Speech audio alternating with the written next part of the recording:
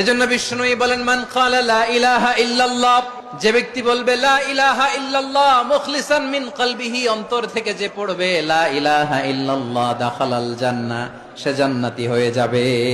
সুবহানাল্লাহ বলেন। যেই পড়বে লা ইলাহা ইল্লাল্লাহ সে কই যাবে? জান্নাতি হয়ে যাবে। তো এখন আমার সব ভাই যারাই লা ইলাহা পড়ছে জান্নাতে যাক, চাই কি চাই না? নাকি আপনি শুধু একাই জান্নাতে যেতে চান?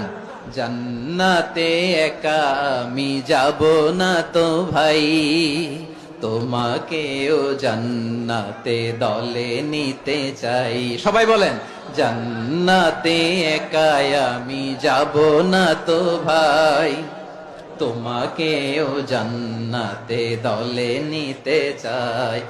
আমাদের জান্নাতের দল ভারী হোক, আমরা চাই কি চাই না? যেই বলবে লা ইলাহা ইল্লাল্লাহ ওই আমার ভাই, সে জান্নাতে যাক, এটাও আমি চাই, ঠিক কিনা? নাকি সবাইরে জাহান্নামে পাঠাইয়া খালি আপনি জান্নাতে ঢুকবেন? আচ্ছা বলেন, সব গেছে জাহান্নামে, আপনি একা জান্নাতে, ওই জান্নাতে ভাল লাগবে আপনার? সব জাহান্নামে গেছে, যান। এ কাফের, ও জালেম, ও নাস্তিক, সব গেছে জাহান্নামে, আপনি একা জান্নাতে, ওই জান্নাতে ভাল লাগবে? জান্নাতে আমি একা যেতে চাই না, আমার জান্নাতের দলকে আমি ভারী করতে চাই। চিল্লায়া বলো ঠিক কিনা?